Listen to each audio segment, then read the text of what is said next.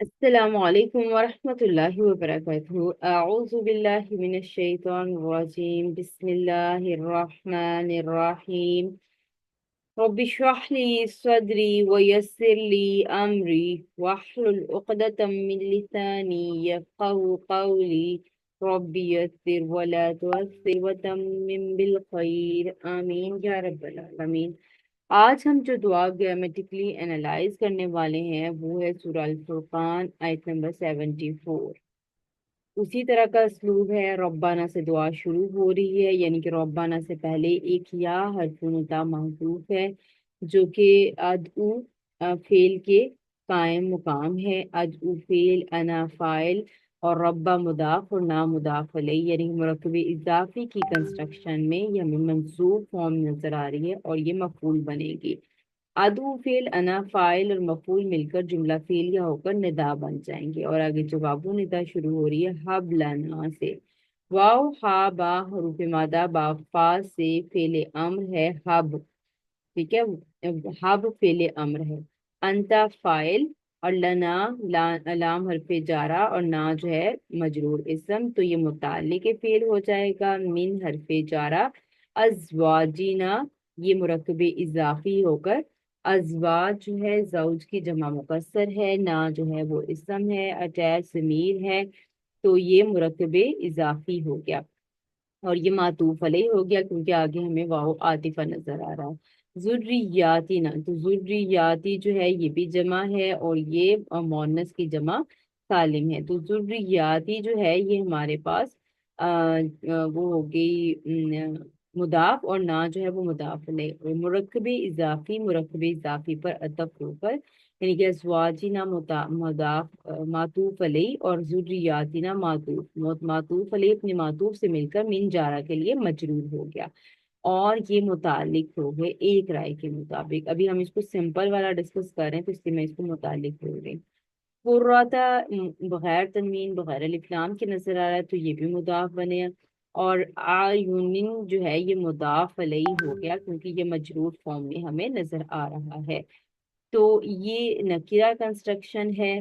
اور نکیرہ سے پہلے اگر جار مجرور آ جائے تو اس کا حال بنتا ہے، یہ ایک دوسری رائے ہے، لیکن ابھی ہم اس کو صرف سمپل رکھیں گے کہ من ازواجنا و ذریاتنا مرکب جاری ہو کر یہ متعلق بنا دیں گے، اور قرۃ اعین جو ہے یہ مفعول بن جائے گا کس کا، حب کا۔ یہاں پر قرۃ جو ہے منصوب آپ کو نظر آ رہا ہے، اور مضاف سے مرکب اضافی کی جو اعرابی حالت ہے وہ کس سے پتہ چلتی ہے، مضاف سے، اور جو وسعت ہے یعنی کہ نکیرہ یا معرفہ ہونا وہ ہمیں مضاف علیہ سے پتہ چلتی ہے، تو یہ والی کنسٹرکشن جو ہے یہ نکیرہ ہے کیونکہ یہ مضاف علیہ نکیرہ ہے، اور کنسٹرکشن منصوب ہے کیونکہ مضاف منصوب ہے، تو یہ مفعول بنے گا۔ تو یہاں تک حب فیل، انتا فاعل، لنا متعلق، من ازواجنا و ذریاتنا دوسرا متعلق، قرۃ اعین مفعول ہو کر جملہ فعلیہ ہو کر یہ معطوف علیہ ہو جائیں گے، یہ کیونکہ آگے میں واو عاطفہ نظر آ رہا ہے۔ اور جو دوسری ترکیب ہے جو تھوڑی سی کمپلیکیٹڈ ہے اس میں کیا ہے کہ ہاف فیل، انتا فاعل، لنا متعلق، من ازواجنا و ذریاتنا حال بن جائے گا قرۃ اعین کا، یہ ذوالحال ہو جائیں گے، تو ذوالحال اپنے حال سے مل کر پھر یہ مفعول بن جائے گا ہاف فیل کے لیے۔ تو جیسے آپ کو ابھی ایزی لگے اس حساب سے لے کر چلیں تو انشاءاللہ سنتے رہیں گے تراکیب، تو انشاءاللہ سمجھ آتی جائے گی کہ ایک آیت کو ترکیب کرنے کے مختلف انداز بھی ہو سکتے ہیں اور اس سے تھوڑا تھوڑا ترجمے پر فرق پڑتا ہے۔ تو یہ ہمارے پاس ہو گیا معطوف علیہ، اور آگے واو عاطفہ آ گیا۔ اج فعل امر ہے، جیم عین لام حروف مادہ با فا سے، تو اج فعل، انتا فاعل، نا مفعول اول، جعل یجعلو دو مفعول ڈیمانڈ کرتا ہے تو نا ایک مفعول اول آ گیا، اور امامن منصوب فارم میں نظر آ رہا ہے تو یہ مفعول ثانی آ گیا، اور لام جارہ ہے، المتقین جو ہے وہ ہمارے پاس مجرور اسم آ گیا، تو یہ للمتقین مرکب جاری ہو کر متعلق بن جائے گا اجعل فعل کا، تو اجعل فعل، انتا فاعل، نا مفعول اول، للمتقین متعلق، اور امامن جو ہے مفعول ثالث کے ساتھ ثانی کے ساتھ مل کر